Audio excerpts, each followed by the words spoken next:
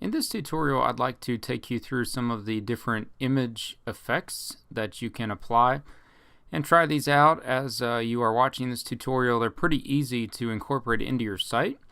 And what I have here just for this setup is I've got this site that I'm pretty much finished building. What I'm going to do on a tutorial starting next week is I'll build another layout that has some more components to it and more design to it, because this is about as far as I really can take this one. I mean, I guess I could add in an image at the top or something for a header and make it look nicer, but this is the one that if you've been following along in the tutorials, you can actually get pretty far with this design, just because simple is usually better and usable, and it's responsive as well. So if you look at this example, you can see that it is responsive, and it does have a little drop down menu, and it's got a gradient at the top and a text effect. An image would be better here. And now I've added in a full screen image in this particular division tag area, and this is what I want to apply some effects to. So I guess first thing here is you want to get W3 Schools open, and let's start with the opacity right here. So I'm on CSS, and the CSS tutorial, the first one before you get to advanced. Again, I'm just kind of skipping around here, picking out things that I think you might find useful. So opacity, and I'll scroll down here. And most of these you probably understand by now that you can apply these different CSS rules to a lot of different tags. In this particular example, they're applying the opacity rule to an image tag. Looks just like that. So anytime you see this, you see an HTML tag, and then you see a bracket, and then you see some specifications here like the opacity, and then the closing bracket. That means you can take this tag and put it into your style sheet, whether it's in your HTML code or it's in your .css style. So I'll go ahead and take this, and let me switch over here to brackets, and I'll just drop this at the top under the style tag. Again, my recommendation, best practice would be to incorporate all of your styles into the .css style sheet. For demonstration purposes, a lot of times I'll just drop it into the HTML to save time, so I'm just working with one file here.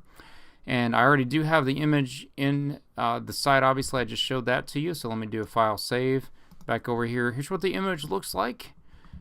Looks like a 56 Thunderbird, and there is the opacity. So that drops that down. Now, you could find that useful if you're doing like a portfolio and you want some thumbnails or some smaller images to be a little bit faded out, and then when you go click and access the bigger image, it would be the full image, without any opacity. Other times it could work as a background. Now, my general recommendation with a full screen background image, like if you want to use this as a full screen background, is that you make your adjustments in Photoshop to the actual image. So you go into Photoshop, resize it, and then put that in as an actual image. What I'm showing you here would work fine for like a background and a division tag, or for a full screen image, which is what I have right here. That's just actually sitting on the page, but not as much for the background. But you can see that does create a really cool effect there, and changes the way the image looks just with CSS. Okay, check out a couple of the others. Let's go down to the CSS Advanced, and rounded corners is something you could try out. With division tags and different boxes. I think they actually have it in here as well on the image effects.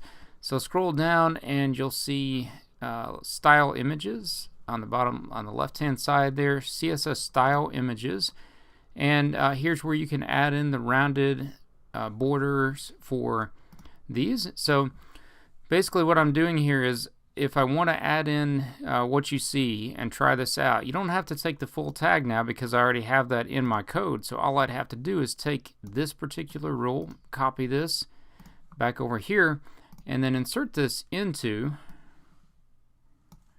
this right here. Now, you might have seen that warning.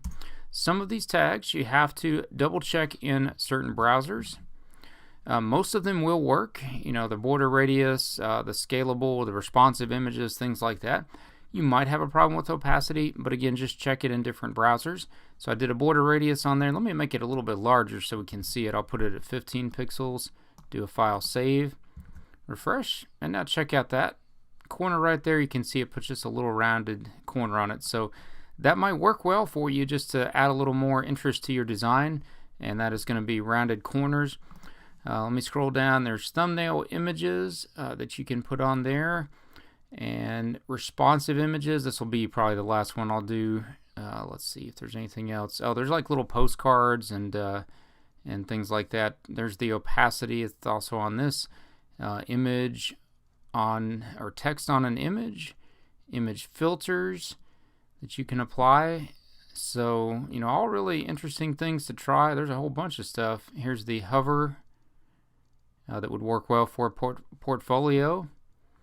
Don't know why you would really use that flip the image very much. And responsive gallery. So there's a lot of things to try out. So let's put in a responsive image here. Let me go back to the top.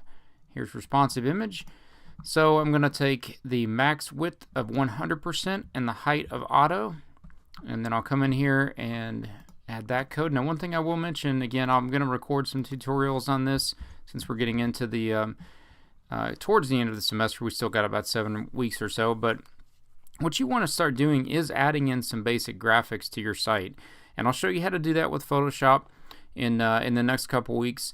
You know, it's not really a graphic design class. This is more on the coding, the HTML, CSS, but it's hard to really design sites without getting a little bit into Photoshop.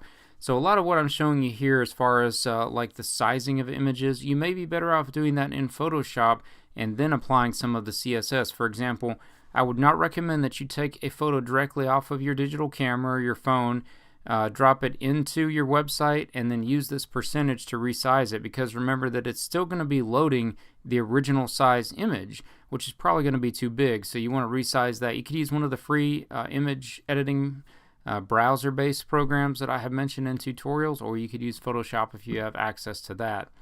So I put in this, and let's see if it works. It works really nicely, and you can see, you might say, well, why is it, you know, it's 100%, why is it not taking up the whole screen? Well, it wants to display 100% of the width and the height no matter what size. So this is what you can see, it fits in there now. And you can go above 100 with this, you know, if you think that might fit a little bit better. So I'll save that. So you can see that that's still responsive, but you see a little more of the image that way. But when you get larger, it'll start cutting off the image a little bit. You'll get some scrolling. But that's a responsive image with some rounded corners, and then the opacity set to 50%. So that's really probably all I need to show you in this tutorial. I think what I would recommend is you know, look through these under the CSS style images and see if there's anything that interests you that you think you might want to try out in your site. And then let me know if you have any questions. And you may be incorporating some of these into your project that's going to be due in a couple weeks, or you may not necessarily required. It's more up to the design that you are doing. All right, that is it for this tutorial on styling images with CSS.